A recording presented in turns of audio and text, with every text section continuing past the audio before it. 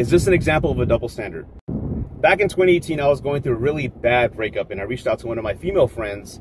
Hey, I just need to talk to somebody. Let's go have lunch, okay? I need to talk my heart out, just figure things out. So I'm telling her, like, hey, we've been together 8-9 months. I don't know what the hell happened. We said, I love you. Things are going great.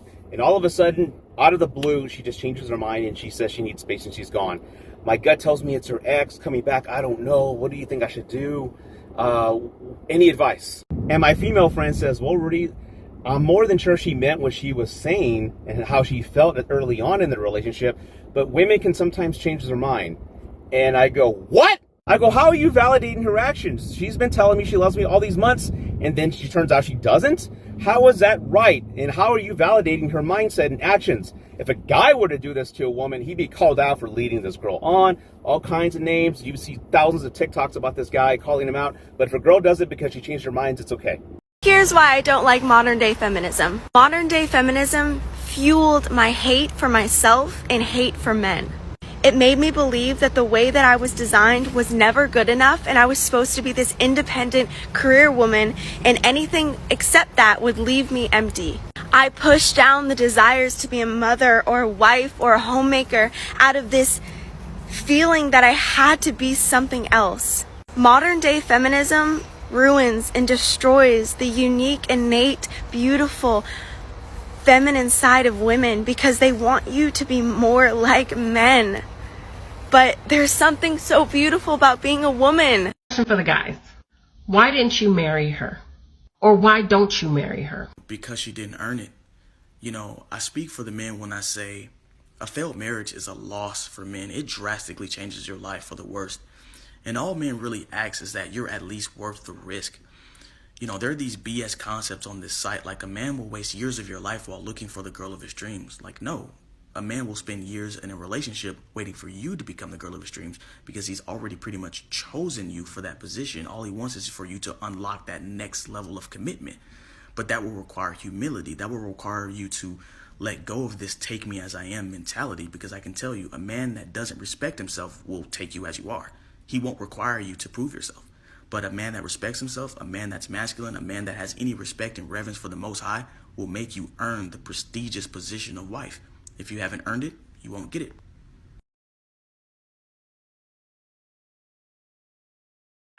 It is so unfortunate the way these little girls be treating their men. Because then when they get with somebody who will treat them right or do the things, you know, that you're supposed to do for your man, they so shocked, or they on socials talking about girls don't do that. You're right.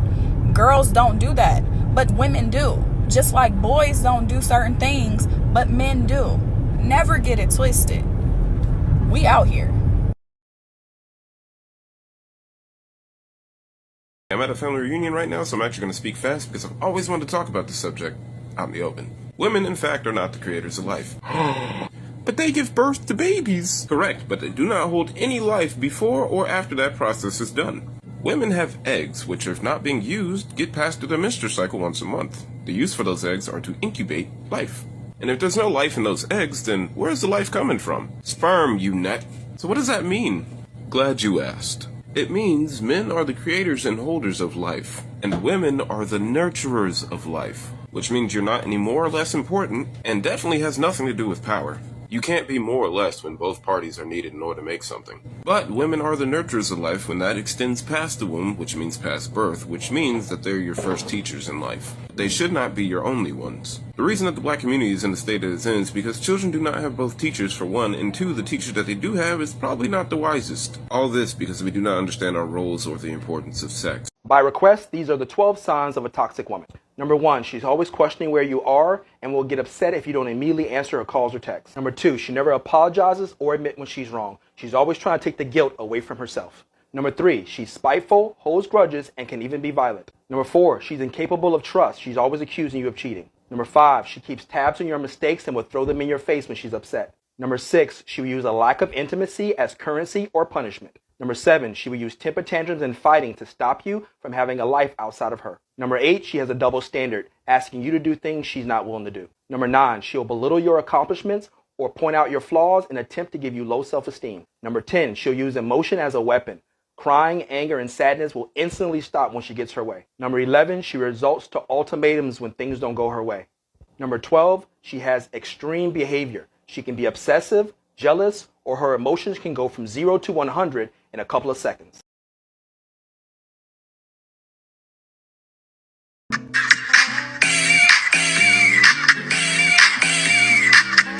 Women pretty much start off with their sexual market value maxed out. With us, it's something we got to build on. So they got them prime years to find the best mate that they can. But that's not really something women are doing nowadays. They wanna use this phase to, Megan Thee Stallion, city girls. And once all the fun dies down, they use the latter years to go and do what they were supposed to do back in the day. And it usually doesn't work out too well. That's why you have all these girls on Kevin Samuels talking about I turned down like 4 marriages, got 5 kids, about 6 different baby daddies. Like, it's too late now. You're gonna know a girl really messes with you hard is when she gives you her best years and shows you off like that Lambo. The wife he thought he was getting.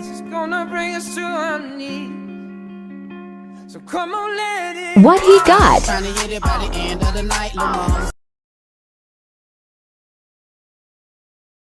The Marxist feminists have succeeded in doing what the communists could never do.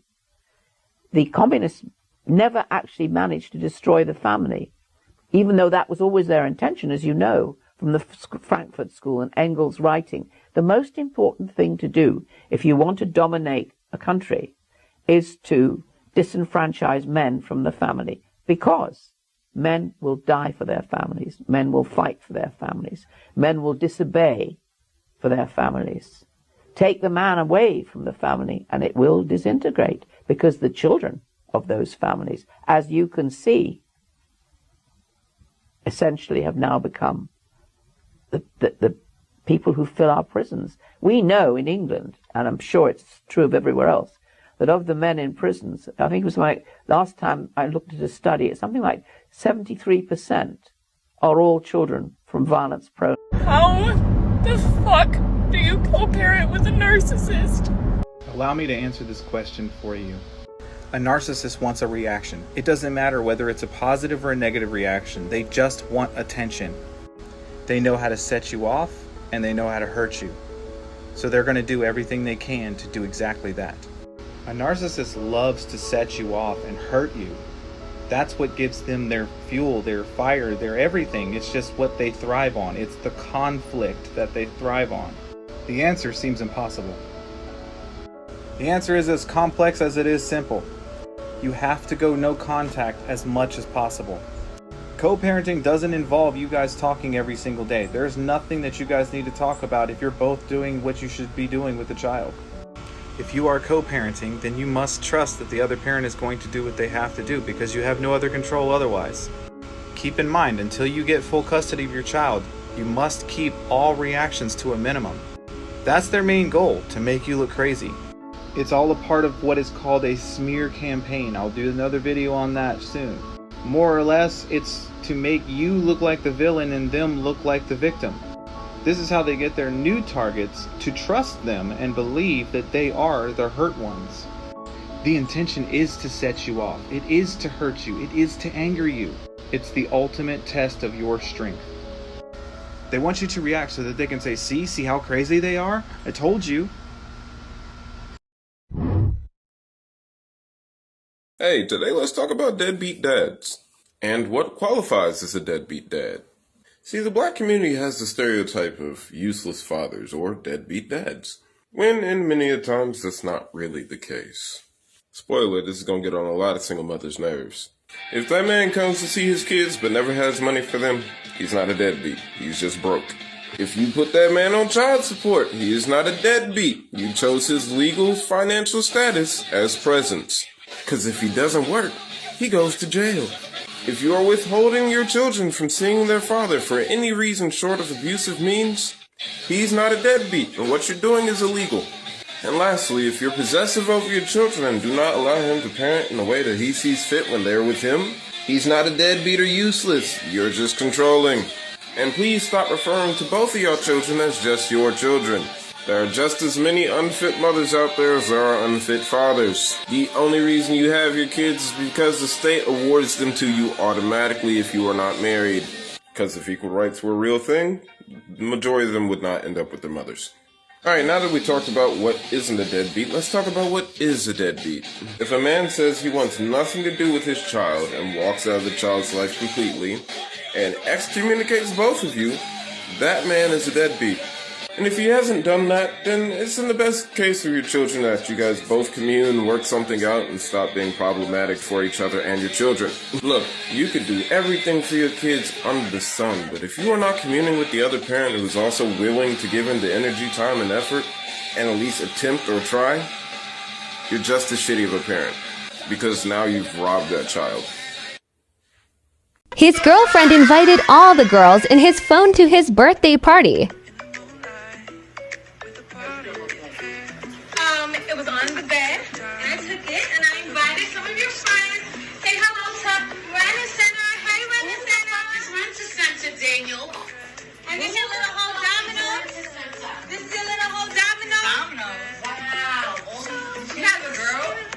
Wow. Hey, Sarah. How you doing, Sarah? How you been, man? How you been?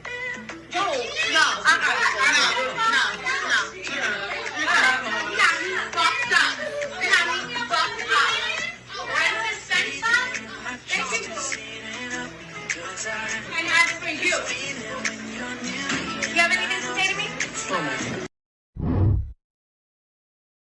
I will burn this planet down before I spend another minute living among these